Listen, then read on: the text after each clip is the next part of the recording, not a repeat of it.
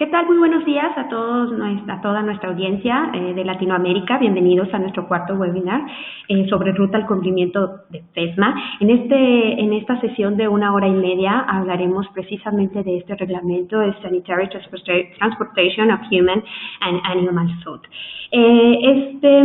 Esta sesión, como lo comenté, va a durar 1 hora y media.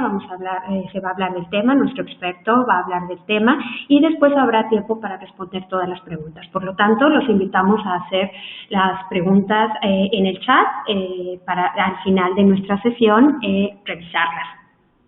Hablando un poquito de NSF, ya hemos compartido mucho quiénes somos. Nosotros somos una organización que fue fundada en 1944 en la Escuela de Salud Pública de la Universidad de Michigan. Nuestra misión principal es proteger y mejorar la salud humana y el medio ambiente. NSF tiene más de 70 años de experiencia en el campo de la salud pública, más de 70 acreditaciones reconocidas internacionalmente, incluyendo ANSI, IAS, OSHA y la del Consejo Canadiense de Estándares. Trabajamos muy de la mano con el sector privado, con el sector público, pero sobre todo hacia los consumidores. Nuestro grupo de trabajo, orgullosamente, se conforma de alrededor de 2,000 personas en todo el mundo, incluyendo microbiólogos, toxicólogos, ingenieros químicos, profesionales de la salud pública y del medio ambiente, además de especialistas en certificación. NSF es una organización que presta servicios en 167 países, tenemos 49 oficinas, 11 laboratorios y 26 oficinas asociadas en 35 países. Nuestra organización es un centro colaborador con la Organización Mundial de la Salud, trabaja con filiales con fines de lucro, pero no dejamos de ser una corporación sin ánimos de lucro. Cada año se realizan alrededor de 165,000 auditorías a través del trabajo de 1,800 auditores y con ello se han certificado 492,000 productos y el análisis de 24,000 productos al año. Nuestros servicios se comprenden de desarrollo de estándares, capacitación en planta, capacitación al público, webinars como es en este caso. También contamos con la parte de consultoría, la sección de auditorías, los servicios de análisis y de certificación. Los invitamos a que conozcan más de NSF a través de la página de nsf.org. Ahí podrán ver artículos muy importantes, noticias también de los diferentes sectores o de las diferentes divisiones que conforma NSF. Y sobre todo pueden también consultar nuestro calendario de capacitación de cualquiera de las oficinas, tanto en Estados Unidos, Canadá, en América Latina, Europa y Asia. ¿Quién va a ser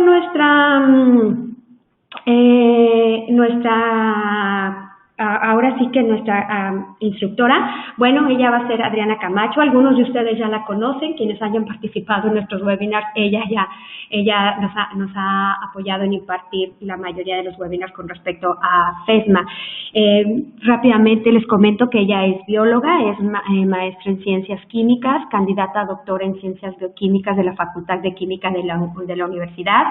Ella es lead trainer, es decir, y TOT, o sea, Trainer of Trainers para el curso de FEPSCA, y precisamente recientemente ella se aprobó como lead trainer para el curso de Foreign Supplier Verification Program. Con 12 años de experiencia como especialista en inocuidad para el gobierno federal, Senacica y Zagarpa y el sector privado, como NSF, ella se ha dedicado específicamente en el desarrollo, evaluación y capacitación en la implementación de estándares de inocuidad y HACCP. Como instructora y gerente técnico del programa de capacitación de NSF en su oficina de México, ha apoyado al personal encargado de la implementación y mejora de los sistemas de inocuidad de diversas empresas a adquirir conocimientos sólidos, relevantes y actualizados, enfocados al logro del mayor desempeño en su empresa y de su alta responsabilidad de proteger la salud de los consumidores. Entonces, le cedo la palabra precisamente a Adriana para que ahora hablemos de este reglamento de transporte sanitario. Adelante, Adriana, gracias. Gracias, Marcia. Buenos días a todos. Gracias por acompañarnos. Y vamos a empezar. Entonces, en este día, en este seminario de 1 hora, vamos a revisar el reglamento de transporte higiénico de alimentos que publicó FDA como uno de los 7 reglamentos derivados de FESMA. Vamos a dividir la revisión de la información de este día en 4 capítulos generales. Vamos a ver un primer capítulo en que vamos a hablar de las cuestiones generales del FESMA, del contexto de la ley, cómo se originó, cuál es su objetivo, cuáles son sus pilares. Vamos a hablar rápidamente, mencionar la cronología y los plazos para cumplimiento de los 7 reglamentos derivados de la ley, y vamos a hacer énfasis, por supuesto, en el cumplimiento de los requisitos del reglamento de transporte higiénico de alimentos. En la tercera etapa del webinar vamos a revisar los requisitos generales, vamos a dar un vistazo rápido por los requisitos generales del reglamento, y en el último de los apartados vamos a revisar cómo prepararnos, cuál es nuestra sugerencia como NSF, qué podemos recomendarles a ustedes como implementadores para que estén preparados para cumplir con efectivamente y en tiempo, de manera efectiva y en tiempo adecuado, con los requisitos de este reglamento. Bien. Entonces vamos a empezar con la primera sección en la que hablaremos de los antecedentes y los conceptos claves de FESMA. Y si ustedes han tenido la oportunidad de acompañarnos en las diferentes emisiones que hemos tenido de estos webinars, los que han estado relacionados con FESMA, pues recordarán que el FESMA, la Food Safety Modernization Act, FISMA por sus siglas en inglés, o en español Ley de Modernización de la Inocuidad de los Alimentos, fue firmada en 2011 durante la primera gestión del presidente Obama. 2 años después, en 2013, empezaron a salir los reglamentos derivados de la ley. Recuerden que la ley está escrita en lo general y los reglamentos empezaron a escribirse enfocados a sectores particulares a los que aplicaban estos requisitos generales de la ley. Entonces, firmada en 2011, primeros reglamentos en 2013, y a finales de 2015 y 2016 tuvimos la publicación final en el Código de Regulaciones Federales de Estados Unidos de los 7 reglamentos. Entonces, esta ley implica amplios cambios a la regulación, está enfocada principalmente en la prevención. Son una serie de actividades y esfuerzos, tanto de FDA como supervisados por FDA, para que las empresas trabajen en la implementación de controles que aseguren la reducción de riesgos de contaminación de los alimentos que son distribuidos en Estados Unidos, que son consumidos básicamente por la población de Estados Unidos, y el enfoque es, además de preventivo, pues cuidar la salud de los consumidores en Estados Unidos. La ley confiere amplias facultades, dice esta diapositiva, nuevos poderes a FDA. Podríamos decir que muchos de estos poderes son facultades que ya estaban siendo ejercidas de alguna manera por FDA y que sin embargo no estaban respaldadas como hoy lo están en un documento legal, como es la ley, que puede por lo tanto tener implicaciones legales también cuando hay incumplimiento de la misma. Decíamos que el enfoque general de la ley o el objetivo fundamental es proteger la salud humana. Y FESMA desde 2011 que se firmó la ley, y en los años siguientes, los 6 años siguientes hasta ahora, ya 6 años, sonó mucho, fue muy importante, se hicieron diferentes seminarios, hubo diferentes foros para difundir la información que está contenida en esta ley.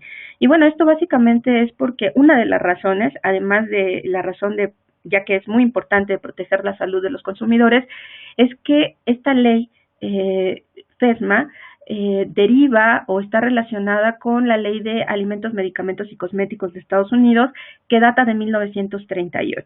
Entonces ya nada más por esta cuestión del tiempo, pues podemos ver que tenía relevancia, aún sin entrar al contenido, que es muy nutrido y es muy importante. Si solo lo viéramos por la parte de la cronología del tiempo, pues es muy importante el que después de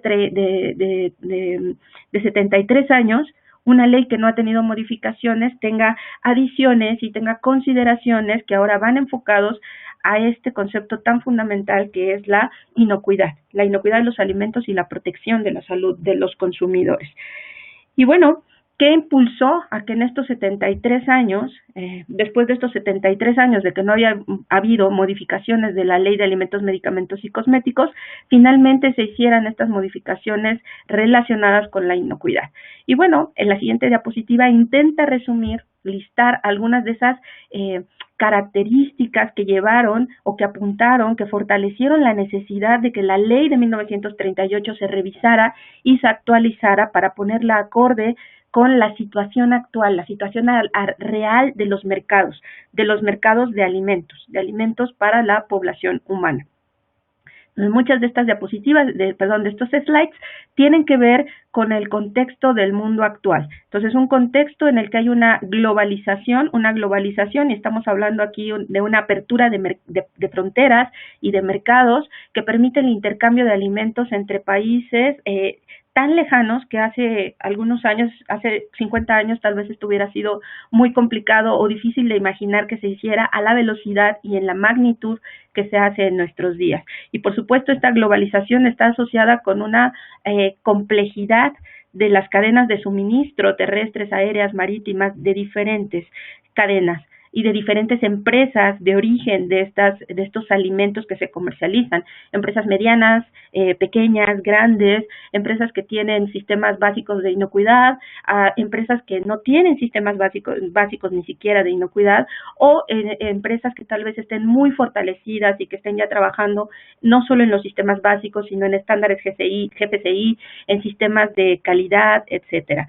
Entonces, todo esto implica también o se relaciona también con esta globalización, los alimentos que provienen de diferentes lugares del mundo y los peligros que pueden estar asociados, diferentes cepas de microorganismos, por ejemplo, que pueden estar asociadas a productos que se cultivan o que se producen en un país específico y luego se comercializan en otro en el que esa cepa particular de microorganismo tal vez no existe o no es muy común que esté presente. Cambios también en la demografía de las poblaciones. Hoy podemos ver poblaciones con más alergias más documentadas. Hoy se escucha más que hace algunos años. Tenemos el avance de la ciencia que nos permite identificar mucho mejor y caracterizar los peligros presentes en los alimentos. También nos permite incrementar la expectativa de vida de las personas y crear un nicho de población sensible, adultos mayores, o bien las tasas de natalidad de diferentes países, crear otro nicho de población sensible que serían los infantes. Entonces, aunado también a estas mejoras de la ciencia, pues estas mejoras permiten un mejor estudio epidemiológico y seguimiento de qué es lo que está pasando en los casos en que se llegan a dar contaminaciones de alimentos. Y el tercer elemento que voy a comentar y que está puesto en la antepenúltima y la penúltima viñetas, pues se refieren a también una globalización de la información. Cómo en la actualidad también la velocidad a la que se distribuye la información en el mundo ha aumentado con respecto a hace algunos años, y hoy nos enteramos, no es que hace 40 años no ocurrieran incidentes o brotes relacionados con la inocuidad, sino que a lo mejor no nos enterábamos y hoy en día sí nos estamos enterando de estas problemáticas que se están dando. Lo que ha ocasionado también a un nicho de nicho de actividad que es la demanda, el litigio relacionada con la inocuidad, con los daños que pueden causar los alimentos no inocuos, alimentos contaminados, y que afecta a las empresas que globalmente están distribuyendo sus alimentos hoy en el mundo. ¿Quiénes son estas empresas a las que afecta FESMA? Pues todas aquellas que están relacionadas con la producción, la distribución y la comercialización de los alimentos. Ustedes tienen listados aquí en esta diapositiva diferentes empresas que están directamente, o que es muy fácil visualizarlas como directamente ligadas a la cadena de producción y comercialización de alimentos.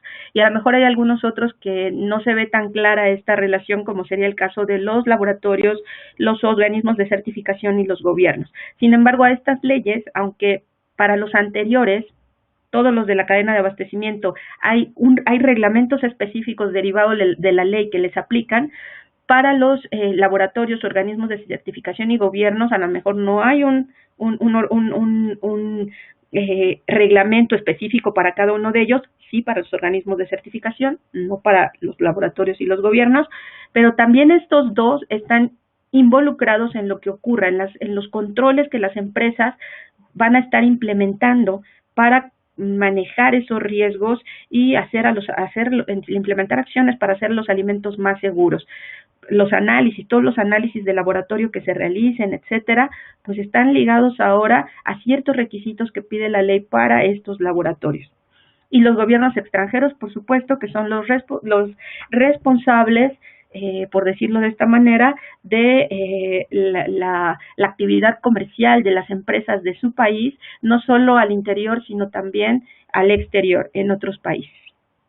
Bien, ¿cuáles son los temas o los puntos fundamentales de la ley, los principios generales fundamentales de la ley, que ustedes lo pueden encontrar como secciones dentro de la ley si leen el documento general de la ley? Entonces, la prevención. Todos los reglamentos de la ley están enfocados a prevenir, más que a reaccionar, implementar acciones que prevengan el daño, que prevengan la contaminación previo a su ocurrencia. Tenemos también, como otro pilar, pues que FDA sabe que de poco valdría tener muchos reglamentos con requisitos que estuvieran solicitándose a las empresas si no se fortaleciera también la inspección y la verificación del cumplimiento de la respuesta que están teniendo las empresas a estas especificaciones que se les están dando mediante los diferentes reglamentos.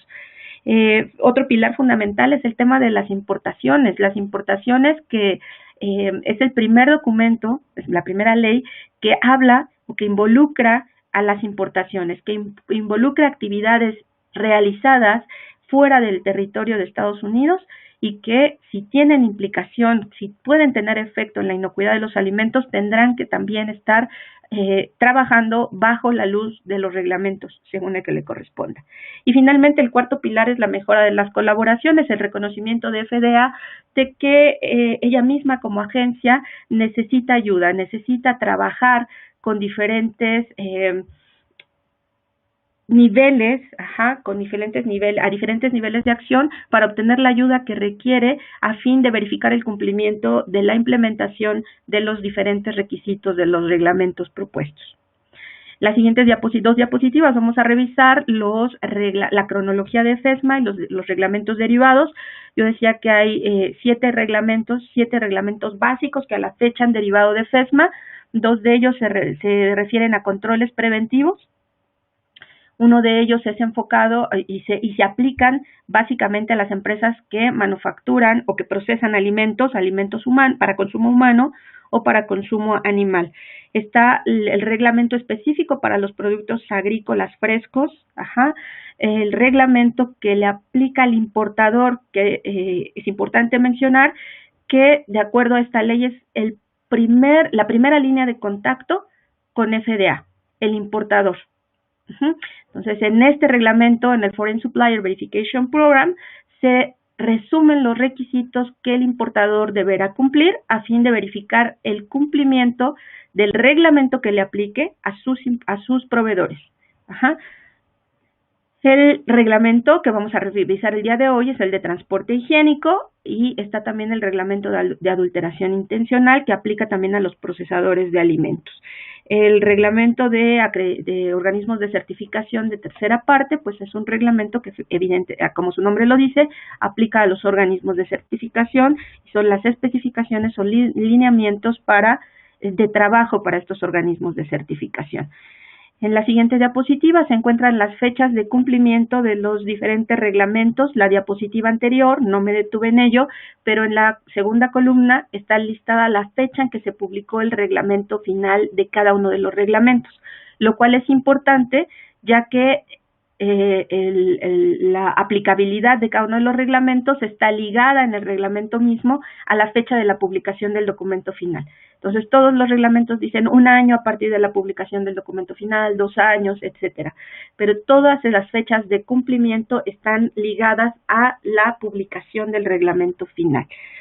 Y Una de las características también de la ley, como puede verse en esta tabla, es que la ley se ha mencionado que es una ley flexible, ya que no tasa a todas las empresas de la misma manera o no las mide de la misma forma, sino que tiene consideraciones para las empresas en general y también para las empresas que, por las características también definidas por la ley en cada reglamento, se consideran empresas pequeñas o empresas muy pequeñas. Cada reglamento tiene su propia definición de empresas pequeñas y muy pequeñas. Para el caso específico del reglamento que vamos a revisar hoy, que es el de transporte higiénico,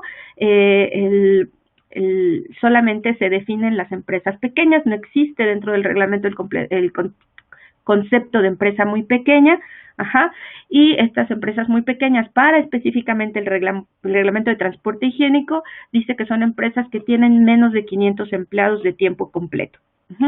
Y la flexibilidad radica en que tanto una empresa normal, una empresa que no es considerada pequeña como una empresa pequeña, ambos tienen que cumplir con los requisitos del reglamento.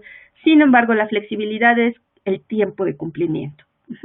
El reglamento de transporte higiénico para todas las empresas es aplicable un año después de la publicación del documento final, es decir, en 2017, abril de este año. Este reglamento ya en este mes es está vigente para las empresas en general, y para las empresas pequeñas a partir de abril del siguiente año, es decir, abril de 2018. Bien, vamos a empezar a revisar en la siguiente sección. Vamos a empezar con la segunda sección, en la que vamos a revisar los requisitos generales del reglamento de transporte higiénico. Y bueno, solo aquí retomar que este reglamento, como ya lo revisamos, es uno de los 7 reglamentos derivados, de FESMA, en los que FDA ha tenido el enfoque de crear un entorno basado en riesgo para la inocuidad, crear análisis y crear establecimiento de controles para las empresas, dados en los reglamentos como especificaciones, basados siempre en un análisis de riesgo hacia la inocuidad. El objetivo de este reglamento es prevenir las prácticas durante el transporte que pudieran crear algunos riesgos de contaminación para los alimentos, y básicamente se va a enfocar este reglamento en 3 fallas que pueden ocasionar riesgos a los alimentos, que son, una de ellas, las temperaturas de refrigeración para aquellos alimentos que requieran refrigeración por cuestiones de inocuidad. Foco aquí, no se refiere a refrigeración por cuestiones de calidad, sino se refiere a refrigeración por cuestiones de inocuidad. El segundo enfoque que lo da es en los transportes. El reglamento habla de la limpieza en los transportes, en los vehículos, tanto en el transporte como durante la carga.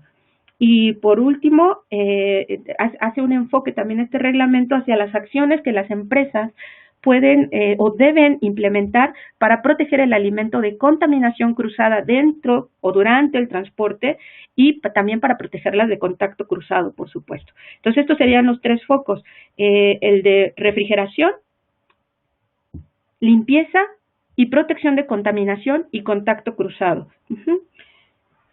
Bien, entonces, esos son de manera general el objetivo y los enfoques en los que van a estar establecidos o dirigidos las diferentes medidas preventivas listadas o listadas en este reglamento. ¿Quién está cubierto por este reglamento? Y fíjense que aquí hay unas siglas que son diferentes, es la SAFTA. ¿De dónde deriva el reglamento? El reglamento de transporte higiénico de alimentos no es la primera vez o la primera instancia en que FDA o Estados Unidos, el gobierno de Estados Unidos, trabaja o se enfoca hacia la prevención de la contaminación en el transporte. Ya en 1990, en Estados Unidos, el Congreso aprobó el Sanitary Food Transportation Act, el acta de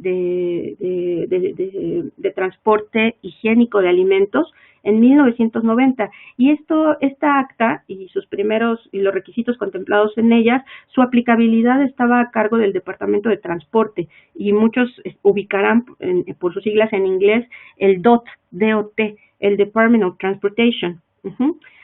Entonces, derivada de esta acta de 1990, en el 2005, el Congreso también aprobó esta SAFTA, que pues es, como ustedes saben, la Sanitary Food Transportation Act, Sanitary Food Transportation Act por sus siglas en inglés, en 2005. Y en 2005 la responsabilidad de la aplicabilidad de esta ley cayó ya no en el DOT, no solo en el Departamento de Transporte, sino que la aplicabilidad de esta ley de de verificar el cumplimiento de sus requisitos cayó con FDA. Bien, entonces, ¿quién está cubierto por esta acta de Sanitary Transportation, Food Transportation?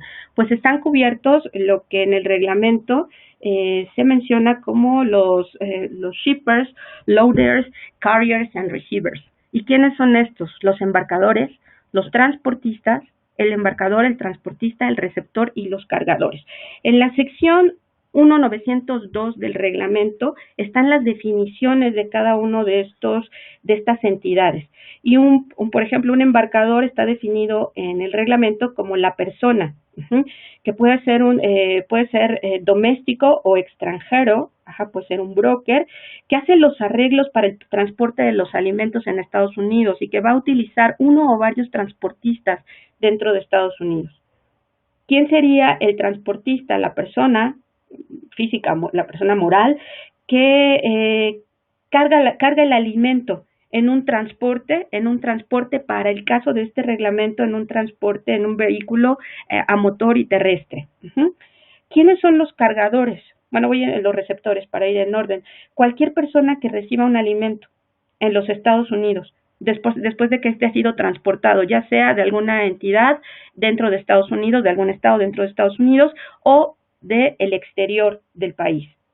Y finalmente los cargadores son personas que físicamente mueven el alimento para cargarlo en los vehículos, para colocarlo en los vehículos. Entonces a todas estas entidades les aplica el reglamento y el reglamento también reconoce que en el caso de los embarcadores y los receptores a lo mejor hay una diferencia muy clara, y que sin embargo cuando estamos hablando de embarcadores, transportistas y cargadores o transportistas con cargadores, podría ser que una sola compañía con una sola instalación ejerciera varias de estas funciones. Bueno, pues el reglamento lo que pide es que si una de estas, si esto ocurre, si hay funciones mezcladas, pues que haya los documentos que describen específicamente qué es lo que va a hacer, quiénes son los responsables de realizar las actividades preventivas que correspondan dentro de esa entidad. ¿Quién está cubierto por esta ley? Por el reglamento y por el acta, perdón. Todos aquellos que envíen alimentos a Estados Unidos. Todos aquellos que envíen por vía terrestre. Esto es muy importante, ya lo mencionaba en la diapositiva anterior. Por el momento, el reglamento no contempla vía marítima ni vía aérea.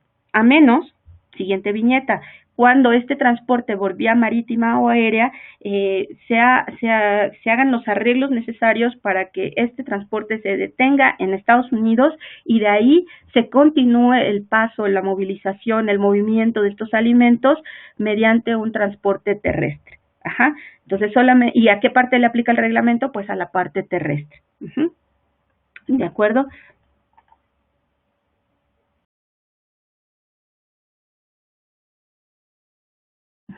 Bien, entonces, ¿quiénes no están cubiertos por este reglamento? Dentro del reglamento, la sección 1900 habla específicamente y detalla todas aquellas actividades que no están cubiertas por este reglamento. Entonces, estamos hablando de embarcadores, cualquiera de las entidades que mencionamos antes, embarcadores, receptores, cargadores, transportistas, cuyas operaciones signifiquen menos de $500,000 de facturación anual. Entonces, esas empresas no están cubiertas por el reglamento, no entran tampoco dentro de una definición de empresas pequeñas. En este caso, estas no están incluidas dentro del reglamento, no están cubiertas. Tampoco están cubiertas las actividades de transporte que se realicen en una granja o en una instalación de producción primaria.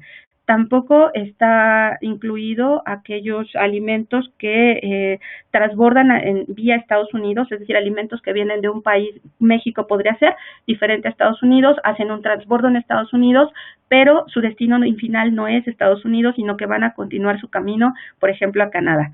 Entonces, en ese caso, cuando el alimento no se va a consumir en Estados Unidos, este transporte, este servicio de transporte no está cubierto por el reglamento.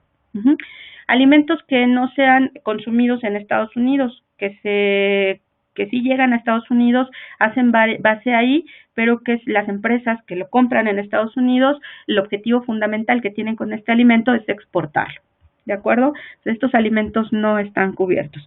Otras excepciones son alimentos que están completamente guardados o completamente contenidos y que no va a haber, recuerden que el reglamento se llama transporte higiénico, entonces un alimento que está en un contenedor cerrado, que no va a ser abierto en ninguna etapa del transporte, que simplemente se carga al camión, por decirlo de esta manera, y se traslada a otro lugar, no estaría abarcado, cubierto por el reglamento, a menos que ese alimento requiera un control de temperatura con fin de inocuidad, con motivos de inocuidad. En ese caso, sí estaría cubierto. Otro caso es cuando se transportan animales vivos que van a ser para consumo, tampoco el reglamento aplica en este caso, a menos que sean moluscos. Gases o sustancias que se utilizan para contacto con alimentos tampoco están cubiertos por el reglamento, ni tampoco subproductos de alimentos que se producen para consumo humano y que al final estos subproductos se van a utilizar para alimentación animal y que no se les va a hacer ningún otro proceso, ninguna otra transformación. Algunos ejemplos en la siguiente diapositiva de alimentos que sí están sujetos al reglamento serían cualquier alimento transportado a granel.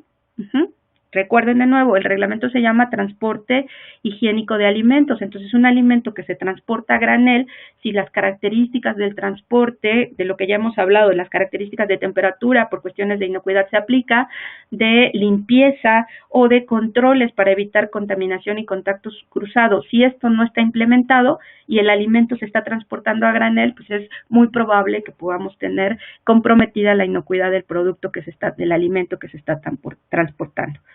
Otros alimentos que sí están sujetos al reglamento, alimentos en empaque que no está completamente cerrado, es decir, un contenedor que no está completamente cerrado, que sí va a abrirse, que sí va a poder estar expuesto y que pudiera estar sujeto a estos riesgos de contaminación, de nuevo por lo que mencionamos, por esos controles o falta de controles de temperatura, de limpieza y de prevención de contacto o contaminación cruzada. Y por supuesto, la última viñeta habla de lo que hemos estado mencionando de manera secundaria, que son los alimentos que requieren un control de temperatura por cuestiones fundamentalmente de inocuidad. Bien, el reglamento, si ustedes lo revisan, leen el documento, está dividido en diferentes subsecciones que describen los requisitos específicos. Y como requisitos específicos vamos a encontrar 4 de manera general. Los requisitos que se piden para los vehículos o equipos usados, para los vehículos o equipos de transporte o los equipos usados en el transporte, que son las primeras 2 viñetas.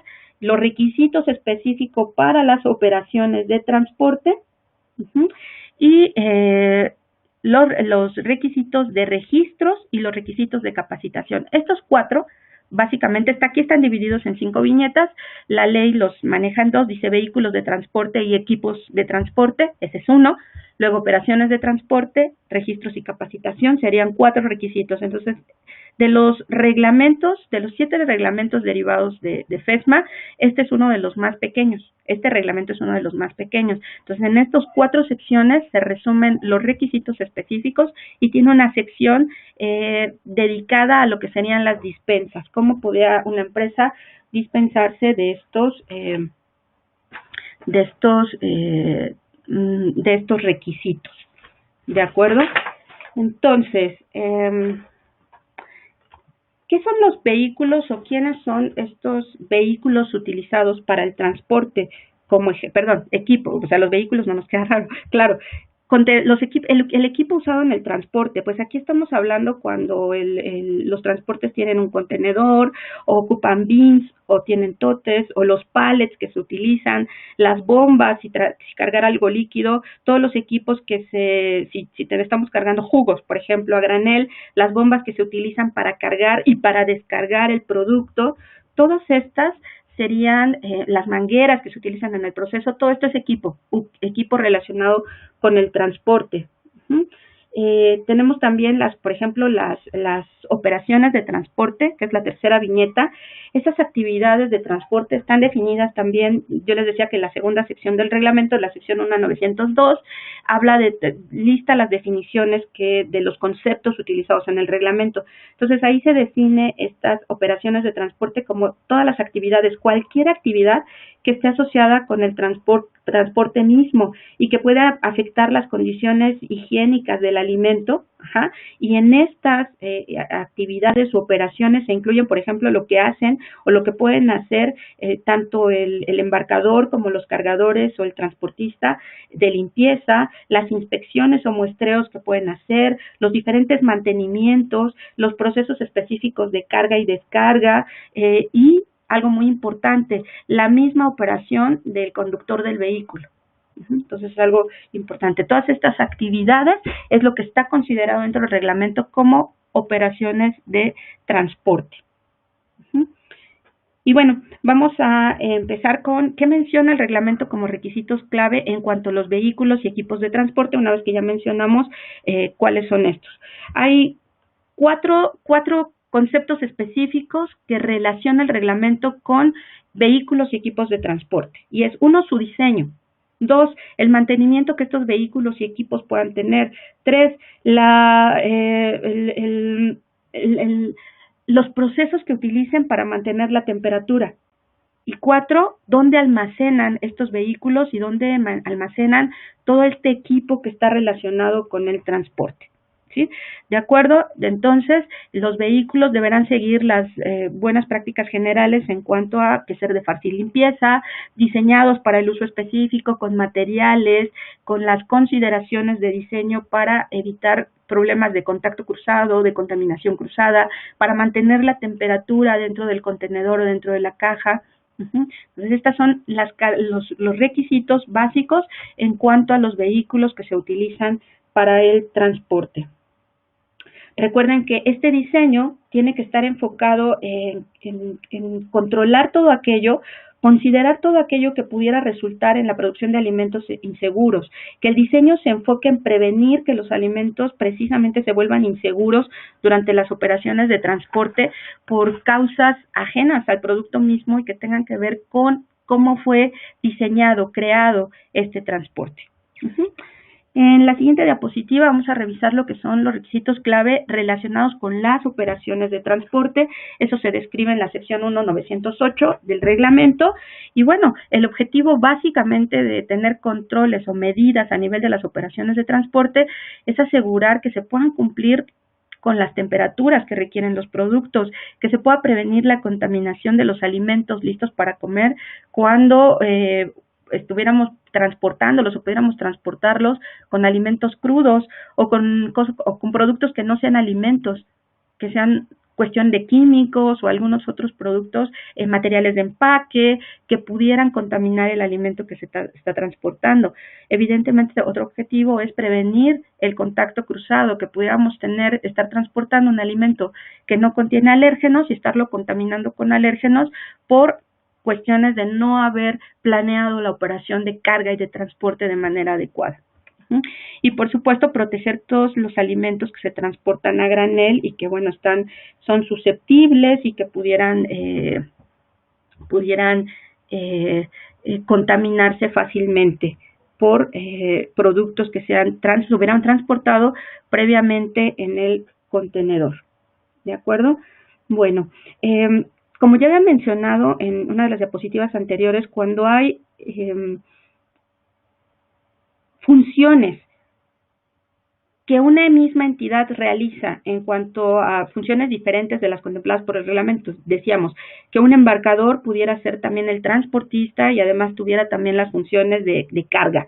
Entonces, aquí, esta misma entidad que puede desempeñar varias funciones, es requisito del reglamento que estas funciones estén definidas, que estén puestas por escrito y que puedan mostrarse fácilmente estos documentos al momento de ser requeridos. Todos los requisitos de estos documentos que son acuerdos de actividades o de responsabilidades van a estar sujetos a los requisitos de registro que vamos a ver en unas diapositivas siguientes.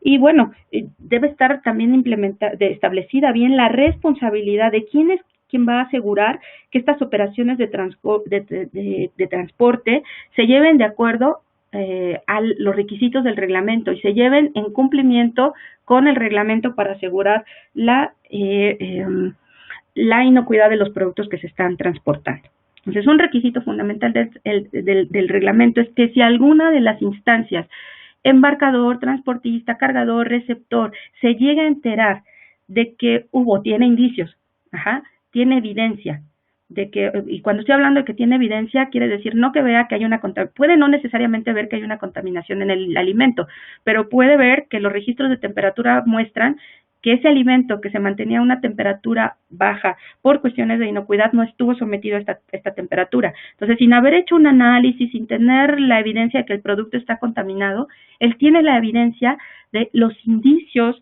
de que esa falla en el control puede estar desembocando en un problema de inocuidad. Bien, entonces, cualquier entidad, embarcador, transportista, cargador, etcétera, que tenga estos indicios, tiene que tomar las acciones necesarias para que el alimento no sea distribuido o vendido.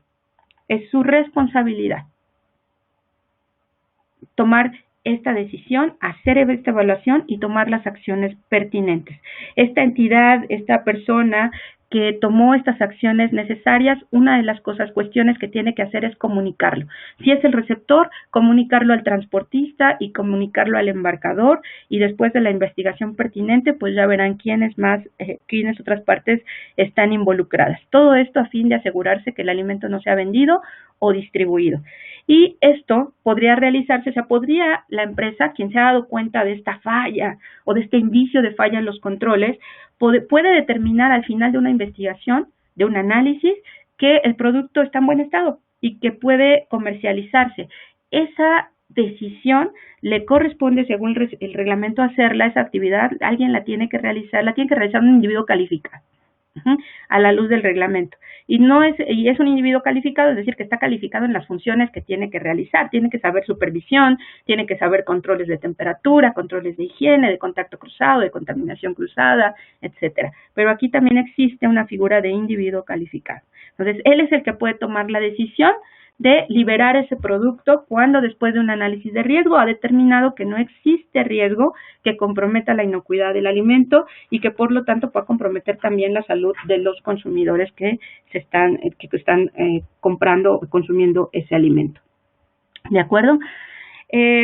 Siguientes requisitos clave. Cada uno de las instancias, de los actores, de los participantes en este proceso tiene sus propios requisitos. Entonces, el embarcador debe desarrollar e implementar procedimientos y llevar sus registros para asegurar que los vehículos que está utilizando están en condiciones sanitarias adecuadas, su diseño previene la contaminación del contacto cruzado y, en caso de aplicar, pues que también se puede mantener las temperaturas adecuadas que requiere el producto por cuestiones de inocuidad.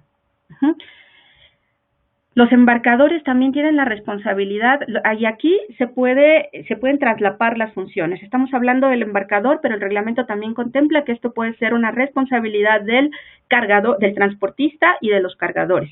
¿Cuál es su responsabilidad? Inspeccionar al momento de la carga los transportes, asegurarse que la limpieza y la temperatura, si es que la requiere el transporte, esté establecida, se haya alcanzado previa a la carga.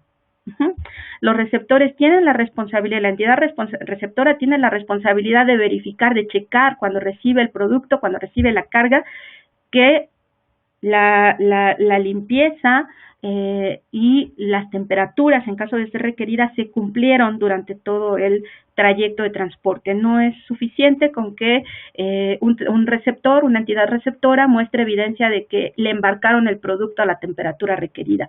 Él también tendrá que mostrar evidencia de que recibió a la temperatura que, de acuerdo a los controles de inocuidad, es la adecuada para ese producto. Los transportistas, a petición, si es acordado por contrato, deberán demostrar que ellos también controlan durante el trayecto la temperatura del producto en caso de que se requiera este control específico. Entonces, cada una de las entidades tiene que cumplir ciertos requisitos. Capacitación, se requiere capacitación para todo el personal involucrado en el transporte, en toda esta cadena de transporte, tanto para la entidad que embarca, como para los cargadores, como para el que hace el transporte y el que recibe. Y tendrá que existir registros de esta capacitación. Se requiere la capacitación al contrato del personal. No puede haber personal que esté trabajando y realizando las funciones sin haber recibido capacitación. La capacitación debe documentarse y bueno, si por ejemplo el embarcador dice que la responsabilidad de las buenas prácticas, el control de la temperatura, la verificación de la temperatura es responsabilidad del transportista o de los cargadores, deberá haber documentos y acuerdos firmados en que se establezca que el embarcador delega esta responsabilidad y que el transportista asume y está de acuerdo en tomar esta responsabilidad. Entonces, los registros que deben guardarse, bueno, tienen que ser de acuerdo a estas actividades que están enfocadas en temperatura, en prevenir, en limpieza y prevención de contacto y contaminación cruzado, pues deberán existir los procedimientos escritos de acuerdo a cada una de las actividades que realicen las diferentes entidades. Si hay acuerdos escritos, deberán estar también estos acuerdos documentados. Los registros de capacitación también deberán estar presentes, actualizada, y estos requisitos, diferentes registros, tienen que mantenerse por lo menos 12 meses. 12 meses y depende. Bueno, si estoy hablando del registro de capacitación de los cargadores, si una persona realiza esa actividad de carga y sale de trabajar, la empresa que maneja la carga tiene la responsabilidad de guardar los documentos de esa persona durante por lo menos 12 meses posteriores a la fecha en que esta persona dejó de trabajar con ellos. Entonces, esos 12 meses también aplican a cuando se rompen relaciones entre entidades o entre personas, ¿de acuerdo? Los documentos, los diferentes registros deberán estar disponibles, y disponibles a requisición de un inspector de FDA, de alguna persona que actúe en nombre de FDA. Pueden almacenarse tanto en papel como de manera electrónica, siempre y cuando estén disponibles máximo 24 horas después de que sean requeridos. Y pueden almacenarse prácticamente todos los registros pueden almacenarse en un sitio diferente al sitio físico de la empresa, excepto los de transporte. Es decir, se pueden almacenar en un sitio diferente los de la carga, los del embarque, los de recepción, pero no los del transporte. Donde se realice la verificación de los procedimientos de inspección, de transporte, ahí tienen que estar los registros. ¿De acuerdo? Siguiente diapositiva detalla algunos de los procedimientos que deben estar disponibles, ya lo hemos mencionado, cuáles son estos diferentes registros, y vamos a hablar rápidamente de las dispensas. Las dispensas, ¿quién es la agencia FDA? Puede dispensar de los requisitos del reglamento si determina que una empresa está manejando alimentos, está transportando alimentos de una forma tal que no representan un riesgo o que no representan condiciones inseguras para los alimentos y para la salud de las personas. Entonces, una de estas dispensas son, aquellos que ya están bajo un programa, por ejemplo, los del programa de leche en Estados Unidos, que ya tienen una serie de requisitos, están dispensados de cumplir con este reglamento de transporte, ya que FDA considera que los requisitos del reglamento que cumplen satisfacen cabalmente lo que podría requerir FDA en el reglamento de transporte higiénico. Otra dispensa son alimentos que se venden a minoristas, que se venden a restaurantes, transportes que entregan comestibles en casa. Todos estos, ya que existen bajo el programa también establecido y supervisado por FDA del Retail Food Program, ya se han establecido las bases y los registros que FDA considera equivalentes a este reglamento para poder dispensar a estos transportes. Los pequeños negocios, ya habíamos visto las empresas pequeñas, ya habíamos visto menos de 500 empleados, ellos van a tener, ¿cuál es la dispensa? La dispensa no se refiere a no cumplir, los de la leche cumplen con los requisitos que están establecidos ya para leche, los de pequeños minoristas y restaurantes, pequeños comercios cumplen con los requisitos de retail. las empresas pequeñas, ¿qué es lo que tienen? Un tiempo mayor para cumplir. No abril de 2017, este mes, sino en abril próximo, en abril de 2018. ¿De acuerdo? Bien. Entonces llegamos a la última diapositiva de la segunda sección, ya vamos a entrar a la última sección. Entonces aquí está, esta diapositiva seguramente si nos han acompañado en otro seminario la han visto. Habla de que el 81%, de acuerdo a una encuesta de Apteam, 81% de los fabricantes de alimentos notan el efecto de FESMA. Notan el efecto de FESMA en sus actividades. Notan que hay un impacto. ¿Qué puede pasar con las empresas? Y aquí estamos hablando de fabricantes de alimentos. ¿Qué pasa con los transportistas, con las empresas de transporte, que ya desde 1990 en Estados Unidos estaban sometidas a un reglamento? Bueno, ahora tal vez empresas fuera de Estados Unidos empezarán a notar más este efecto de FESMA, no porque antes queremos pensar, no realizaran controles preventivos, sino que si ya trabajaban con una empresa a lo mejor que exportaba, a lo mejor esta empresa exportadora se hacía responsable de parte de estos controles. Bueno, ahora lo que pueden percibir como nuevo estos transportistas es que tal vez ahora parte de esa responsabilidad la van a tener que cumplir ellos, la van a tener que cubrir ellos, o la va a seguir cubriendo la empresa exportadora con la que trabajan, pero van a tener que firmar acuerdos entre ellos para que esto se pueda documentar ante FDA y se esté evidenciando que se está trabajando. Entonces, en este sentido, los transportistas tal vez van a empezar a tener una percepción de mayor impacto de FESMA en sus actividades comunes, en sus actividades cotidianas. ¿Qué es lo que en la última sección de este seminario, rápidamente, qué es lo que qué es lo que qué es lo que nosotros estamos recomendando para cumplir con FESMA, con este reglamento específico de FESMA?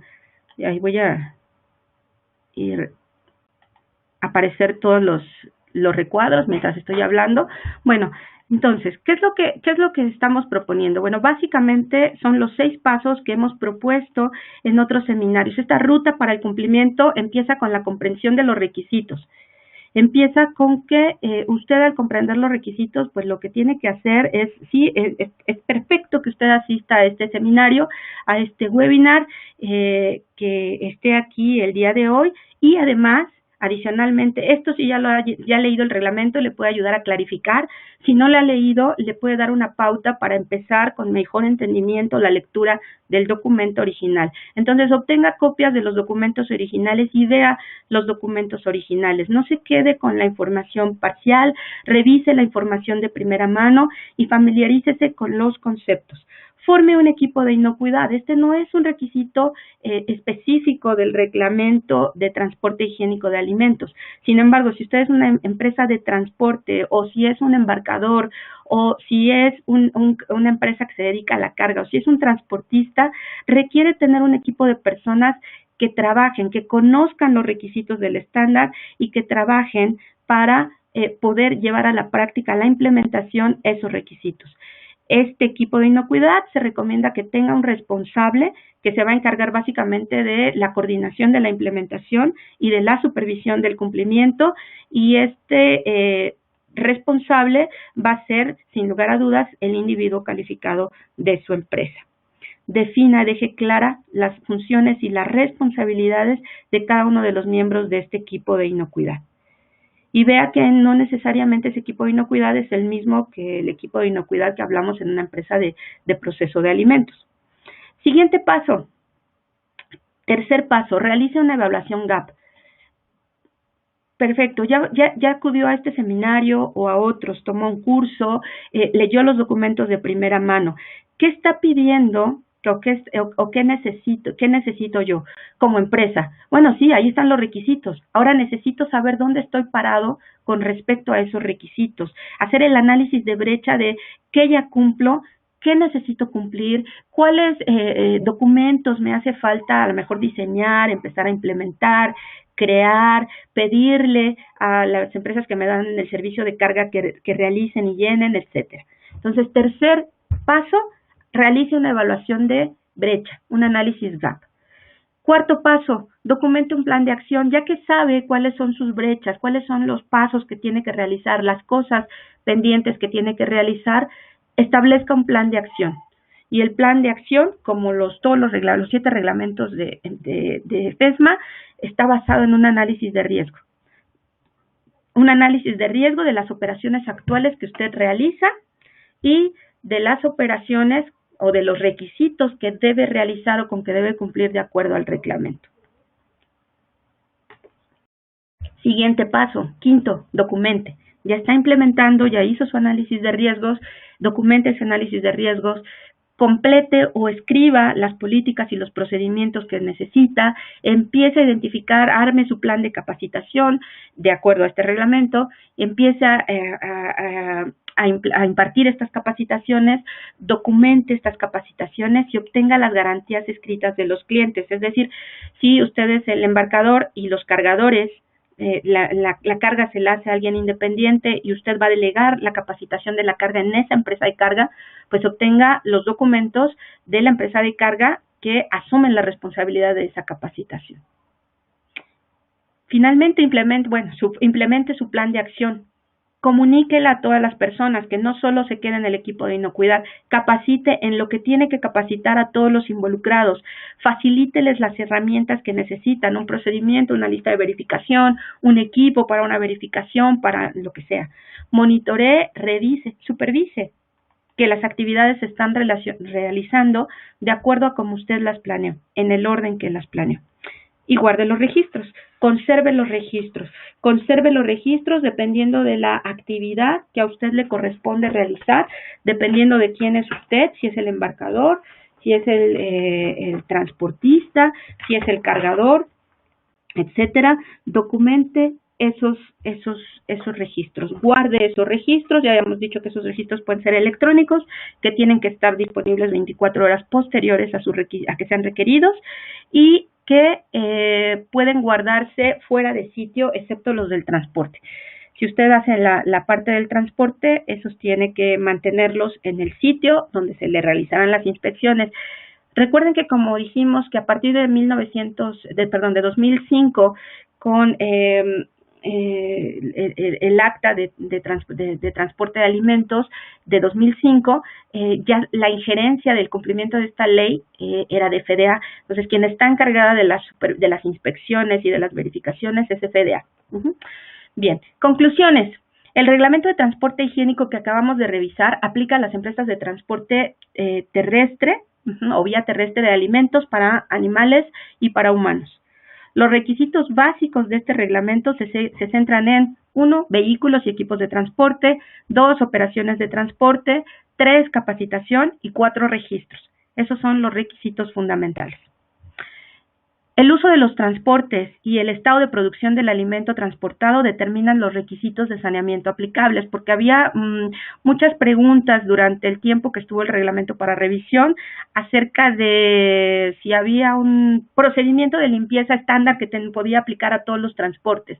Entonces, la respuesta del reglamento de FDA es que no, que como los otros 6 reglamentos, este reglamento, los controles establecidos se basan en el análisis de riesgo. Y entonces, el análisis de riesgo de cada empresa que determina qué productos se está transportando, qué productos transportó en la carga previa, cuáles son las características, los requisitos, las especificaciones de los productos que está transportando, de acuerdo a ello, y ellos determinan los controles que deberán establecerse.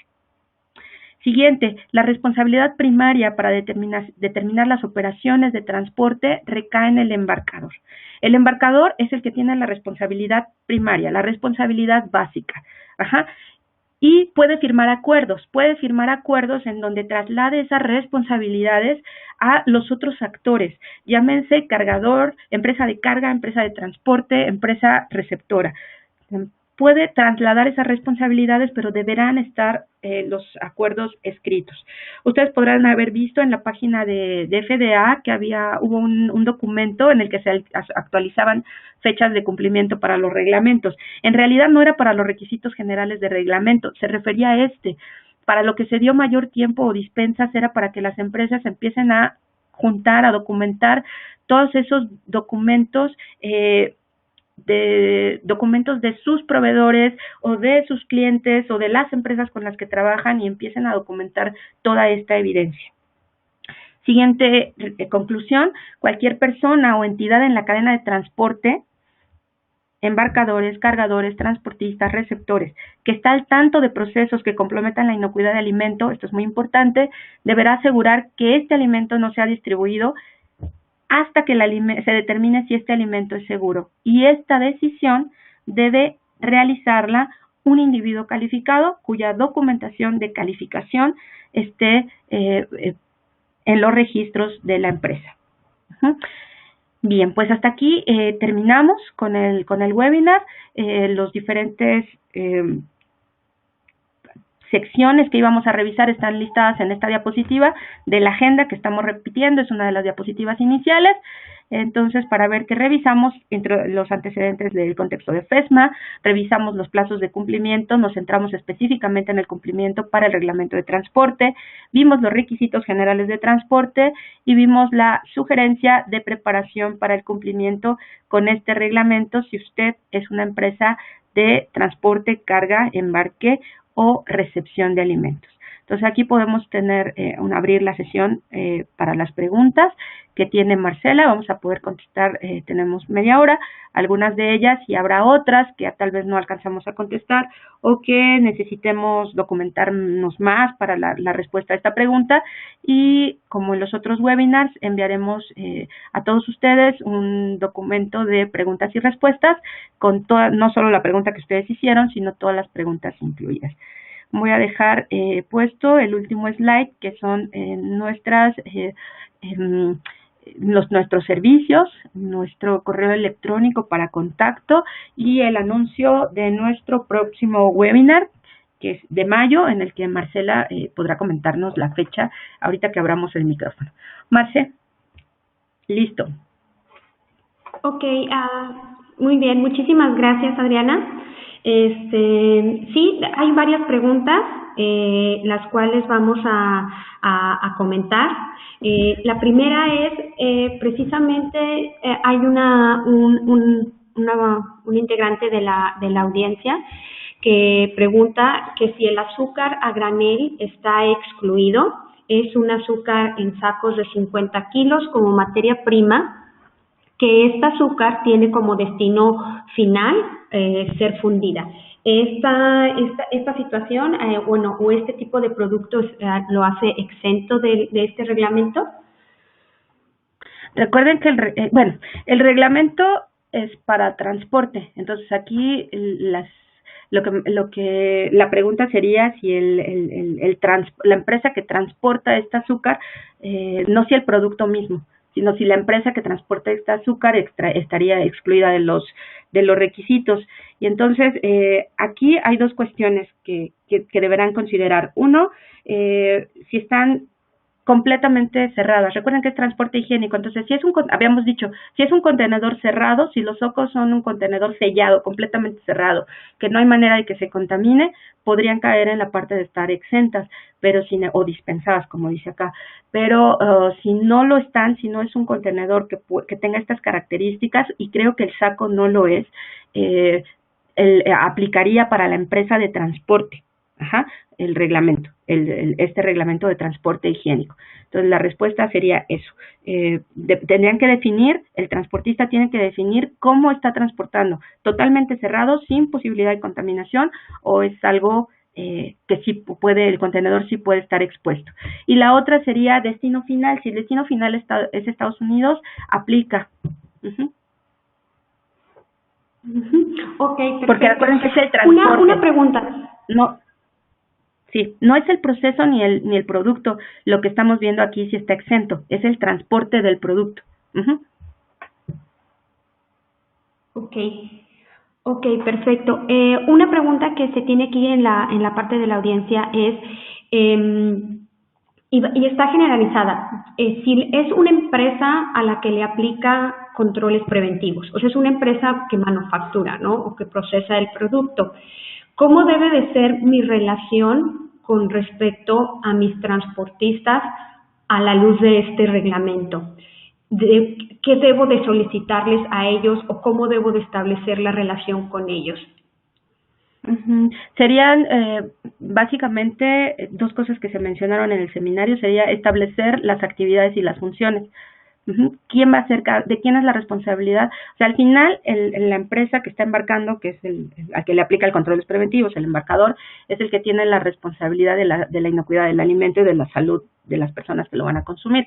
Pero bueno, entonces, según este reglamento para el transporte, el proceso de transporte no necesariamente va a ser responsabilidad del que embarca.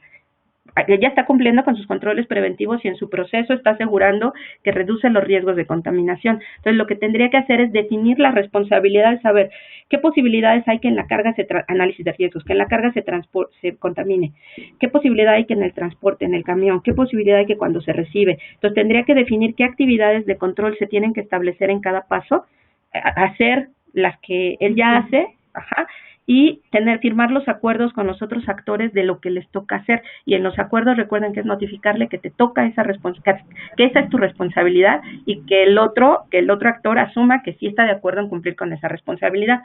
No nada más notificarle te toca, sino tener evidencia que eso es a lo que se refieren, lo que están dando, o sea, todas estas dispensas de tiempo que dio FDA para cumplir con los documentos que tienen que ver con los proveedores o otras empresas con las que trabajas, es para estos acuerdos. O sea, a lo mejor yo no puedo tener los acuerdos en 3 meses, a lo mejor me va a tardar un año más en hacer mi análisis de riesgos y decirle a mi empresa con la que de carga con la que trabajo o al transportista qué tiene que hacer, que ella asuma y que me mande los documentos de que está cumpliendo. Entonces sería eso, análisis de riesgo, definir responsabilidades y tener los acuerdos firmados de quién está asumiendo cada parte de la responsabilidad. Ese sería el tipo de relación que FDA está esperando de las empresas con sus empresas de carga. Al final, ¿a quién va a inspeccionar la empresa con este reglamento? Sí, en el caso de la empresa, la que va a realizar, en el caso de la empresa manufacturera, la que ella sería la encargada de hacer también la inspección del cumplimiento de esto, o eso va a haber otro ente dentro de toda esta implementación que se va a encargar de verificar el cumplimiento del reglamento de transporte sanitario. El reglamento de transporte sanitario, su inspección está a cargo de FDA.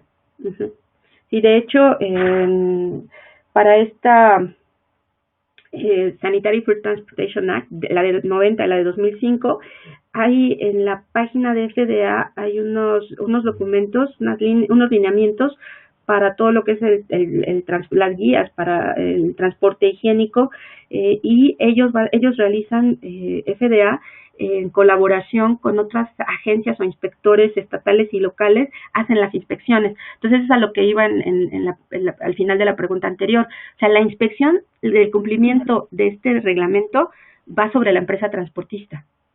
Y la empresa de manera original, y la empresa es el camión que está moviendo el producto en Estados Unidos. Ellos son los que están identificados y a los que se les va a hacer la inspección. Y ellos pueden decir, bueno, pues es que la carga, toda la capacitación en la carga, que el transporte esté limpio, no es responsabilidad mía porque aquí tengo el acuerdo firmado con el embarcador, que puede ser la empresa, ahora sí, el procesador.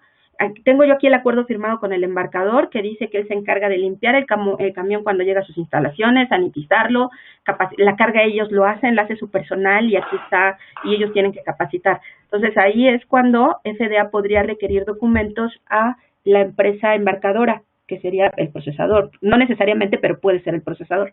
Entonces ahí es donde se mezcla, pero la inspección es competencia de FDA hacia el transportista.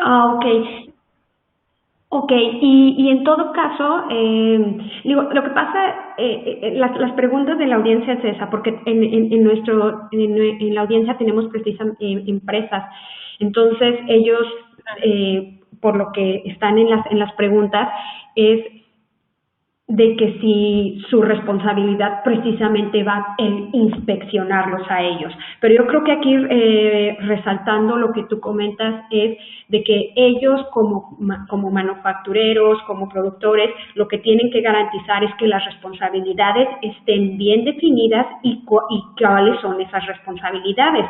y con eso ya lograr, ya todos estén en el mismo canal y ya si ya la empresa manufacturera desea hacer una verificación, pues ya es como parte de la verificación de sus controles internos, ¿correcto?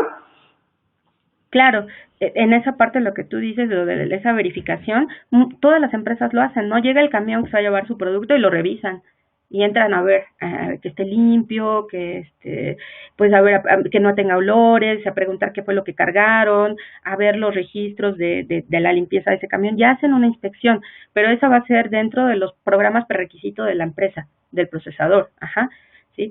Los requisitos específicos de este reglamento los va a inspeccionar FDA. Y yo diría que, como que, un poco volviendo a la pregunta anterior de cuál sería lo primero de qué relación se espera con mi empresa transportista, yo creo que la primera sería, después de este seminario, salir y preguntarle a quien nos hace el transporte, oye, ¿tú sabes que hay un reglamento para los transportes en Estados Unidos a la luz de FESMA? ¿Ya lo has visto, lo conoces, sabes de qué se trata? Creo que eso es lo primero, o sea, poner el semáforo en rojo de que nuestros transportistas o sus transportistas estén al tanto de que existen estos requisitos y seguramente si fluidamente transportan y mueven producto hacia Estados Unidos, seguramente lo saben, pero no está de más preguntar.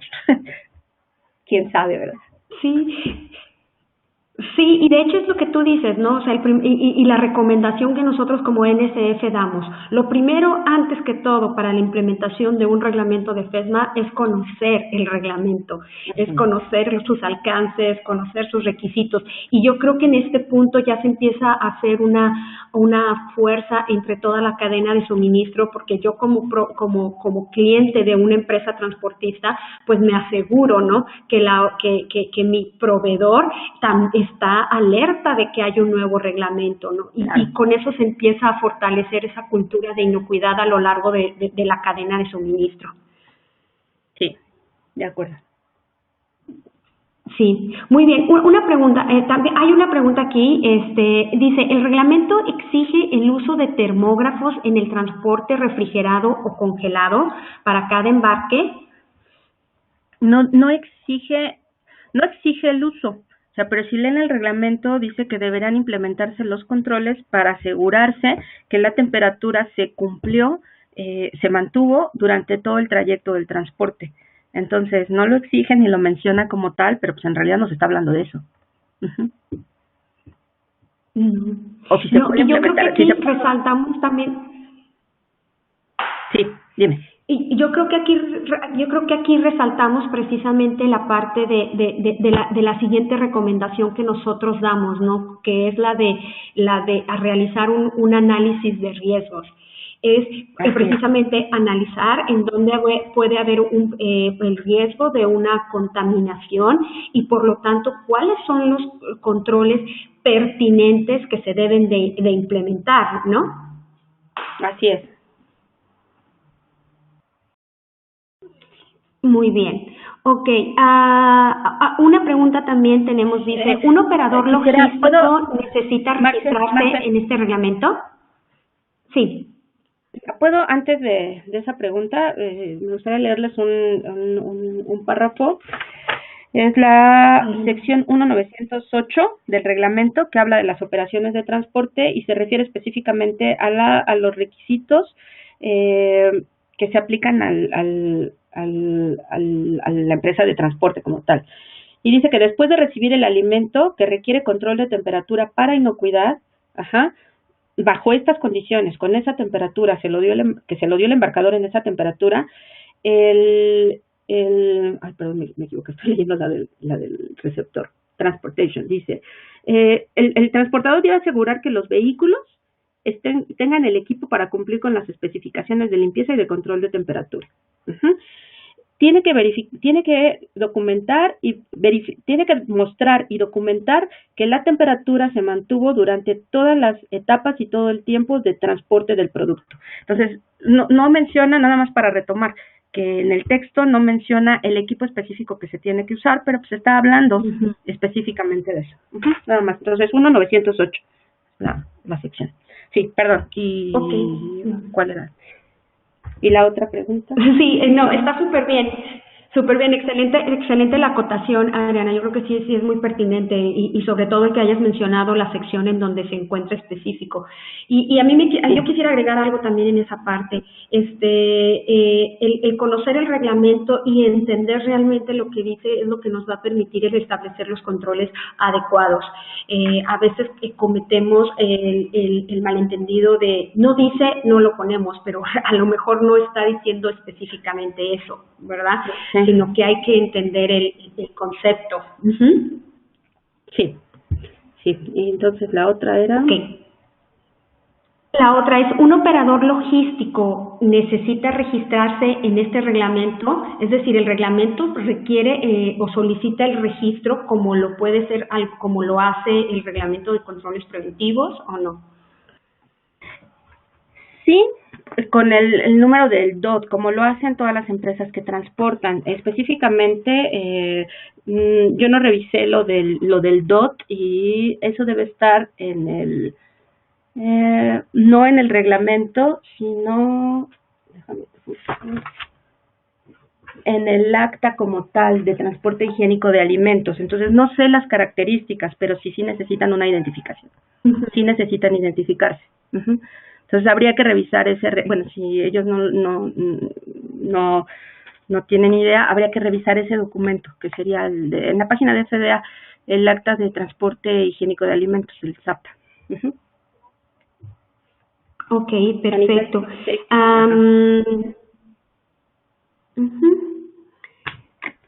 Ok, aquí hay una pregunta interesante, que si en México existe alguna normatividad o algún reglamento paralelo para la transportación.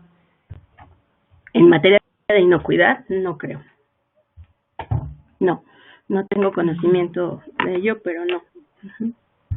De hecho, por ejemplo, algunos programas privados que se han implementado, seguramente los conocen, para seguridad de los alimentos, pues tienen, como el CITIPAD, son cuestiones requeridas por externas, no internas. Entonces, no creo y no lo conozco.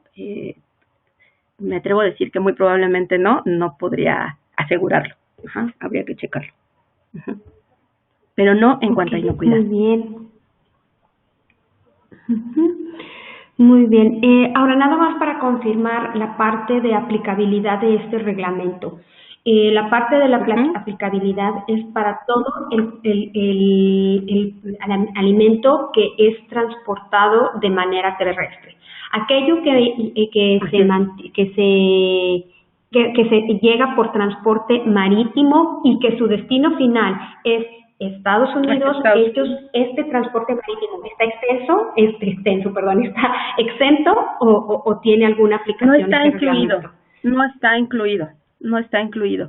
En realidad, bueno, los que como todos los que hacen todo lo que llega a Estados Unidos por tierra, aire y mar, pues es revisado por FDA. Simplemente ahorita pensando un poco, ¿por qué no lo incluyeron? O sea, yo leía un poco de las preguntas frecuentes en la sección, en la página de FDA, y bueno, no es una razón de que, no es que ahí el alimento sea seguro, sino si uno conoce los contenedores, ha visto un contenedor de barco, pues no es que eso sea más inocuo que un transporte terrestre, es simplemente que esta es como una primera etapa, no descartan que eso también puede tener alguna incidencia, riesgos, pero sin embargo no tienen la capacidad en este momento para empezar diciendo vamos a aplicar el reglamento a todo lo que llega. Entonces están empezando por lo de tierra, que es algo que pueden controlar, que pueden ubicar, que es ambicioso también en cuanto a número, pero no es que esté exento, es que no está incluido en el reglamento. No sé si me explico en esto la diferencia. No es que lo hayan marcado como una exención, simplemente esto no está cubierto, dicen que esto no está cubierto, no lo manejan como un exento. Precisamente porque sí puede tener riesgos, pero en este momento ellos están enfocando a la parte terrestre, a solo un sector. Ok, y una pregunta que acaba de surgir ahorita es, ¿cuál es la diferencia del individuo o de la persona calificada mencionada en este reglamento con la persona calificada mencionada en los otros reglamentos de SEDMA? Ujú. Bueno, tenemos un seminario de eso. Existe dentro de la ley como tal menciona dos conceptos, el individuo calificado y el individuo calificado en controles preventivos. Entonces, ese de controles preventivos es muy específico para los dos reglamentos de controles preventivos. Y recuerden que ese tiene que evidenciar experiencia o capacitación en un currículum estandarizado revisado por FDA. Entonces, sería una característica del individuo calificado en controles preventivos. Las otras definiciones, el concepto de individuo calificado es de manera general, es una persona que está entrenada en lo que requiere su puesto, en cómo hacer lo que requiere su puesto y en las implicaciones que puede tener el que no se hagan las cosas como le dijeron que requieren ser hechas. Entonces, ese sería un individuo calificado, que sabe lo que tiene que hacer. Y entonces ya vamos a los reglamentos específicos. Si estoy hablando en el reglamento de controles preventivos, un individuo calificado tiene que ser cada persona dentro de la empresa, el que hace la recepción, el que hace ¿cómo se llama? La selección del material, el que hace los pesajes, etcétera. Cada persona, dependiendo de lo que haga, es un individuo calificado para su puesto, para las implicaciones que inocuidad puede tener no hacer las cosas como le dijeron y las consecuencias que esto puede tener. Entonces serían el de controles preventivos. En el de caso por ejemplo, en el foreign supplier, que el reglamento se enfoca a la verificación de los proveedores en el extranjero, los proveedores del importador. El individuo calificado es el que sabe de quiénes son sus proveedores, qué especificaciones tiene cada proveedor, qué controles tiene que establecer, cómo van a verificar cómo va a verificar a los proveedores que estén controlando cómo deben controlar y qué resultados se espera obtener en el control, qué espera ver, ¿sí me explico? En este caso específico que dice el del transporte, una persona calificada, se menciona la persona calificada en el apartado donde se habla de si alguna entidad recibe un producto que puede ser sospechoso de que su inocuidad está comprometida. ¿Quién puede definir que realmente ese producto es sospechoso? Ahí menciona el individuo calificado. Entonces, el individuo calificado aquí tendrá que tener conocimiento para poder decir eso. O sea, tendrá que saber cómo tendría que venir, cómo tendría que ser el transporte, qué controles se deberían establecer, qué diferencias, cómo es que ahora le está viendo o por qué está determinando que se violó ese control. Ajá, y qué implicaciones que podría tener esa violación. Tiene que tener, sí, continuando con la segunda parte de esa diapositiva que está dividido en dos, pues la otra es que ese individuo calificado es el que puede liberar, puede determinar, él va a decir si a ese producto que no se mantuvo a la temperatura adecuada, pues le van a hacer, depende, ¿no? Le van a hacer un muestreo, le van a hacer pruebas de no sé qué tanto, le van a evaluar tal cosa. Él va a determinar si solo es sospecha o realmente está comprometido. Entonces, en cuanto la pregunta era, ¿qué diferencia hay entre este individuo calificado y los individuos calificados que se mencionan en otros reglamentos? En el concepto original, nada. Es una persona que está calificada para hacer la función que le asignaron. Y las diferencias vienen a lo que se le asigna en cada reglamento. No es lo mismo lo que tiene que revisar el individuo calificado del importador a lo que tiene que revisar el individuo calificado de la empresa de carga, o lo que tiene que revisar el individuo calificado de la empresa receptora para verlo en este reglamento, ¿no? Habíamos dicho, el que carga pues tiene que saber de cuestiones de higiene, de que la temperatura del transporte tiene que estar establecida, el que maneja, el que transporta, pues el chofer tiene que saber que no puede ir y dejar que todo el mundo abrir la caja y dejar que todo el producto alguien lo toque o que la temperatura se disipe. O sea, el chofer también tiene que ser un individuo calificado. El que recibe tiene que tener individuos calificados para asegurarse de que la temperatura se cumplió en las etapas anteriores. Entonces, él sabrá si mide la temperatura es un ejemplo, ¿no? Si lo mide con un termómetro de láser, o infrarrojo, perdón, o lo mide con uno de sonda de inmersión. O sea, tiene que ser individuo calificado para definir cómo hacer la función que le toca, checar la temperatura, a qué temperatura viene el producto. Y si dicen lo que ustedes estaban preguntando hace rato, ¿cómo fue? No es lo mismo la temperatura a la que llegó a la temperatura a la que se transportó. puede llegar frío, pero a lo mejor en el camino hubo variaciones de temperatura. Entonces, este individuo calificado del receptor tendrá que saber cuál es la mejor manera de determinar que la temperatura se cumplió. ¿Tomo una temperatura al momento de recibir o checo los registros de un aditamento, de una herramienta que me sirvió para monitorear las variaciones en el trayecto? Entonces, no sé si me explico. Individuo calificado en concepto, lo mismo para todos los reglamentos. O sea, la única diferencia que hay es con el individuo calificado en controles preventivos. Pero los conceptos de individuo calificado son básicamente los mismos y las diferencias vienen a cuál es su responsabilidad dentro de cada reglamento. Pero en concepto sería el mismo. A este individuo calificado no se le pide que tenga capacitación de currículum revisado por FDA. La capacitación en lo que le toca hacer puede ser interna, puede ser externa, pero no tiene que ser ningún currículum aprobado por la agencia regulatoria. Ok, excelente, muy bien. Y ahorita que hablas precisamente del individuo calificado, del conocimiento que debe tener, nosotros damos siempre como recomendación el formar un equipo. ¿Tú por qué para ti consideras que en este proceso la formación del equipo puede ser una ventaja para la implementación de los reglamentos? Sí, básicamente porque, como lo mencionan muchos de los requisitos, el individuo calificado coordina y supervisa, pero es imposible que una sola persona pueda hacerse cargo no solo de diseñar la estrategia, el plan de acción a seguir. Y en este documento, en este reglamento las diapositivas que revisamos, dice el plan de acción. No dice plan de inocuidad. Ustedes en su empresa le pueden llamar plan de inocuidad, pero le quisimos darle un contexto más general como un plan de acción a seguir. Bueno, entonces ese plan de acción es difícil que una persona, es más enriquecedor si se forma con un equipo. Y a la hora de la implementación es más real que realmente se van a ejecutar las acciones y se van a ejecutar las verificaciones y los monitoreos cuando estamos hablando de un equipo que si se delega la responsabilidad a una sola persona. Y tal vez, si luego pensamos que esa misma persona puede tener responsabilidades en otros programas, esto se vuelve algo no real. Entonces, uno es el trabajo en equipo porque lo enriquece y porque realmente hace factible que se implemente y que se verifique en tiempo y forma. Ok, muy bien. Bueno, pues muchísimas gracias a Adriana, muchísimas gracias a todos. Hemos llegado al final de nuestra sesión.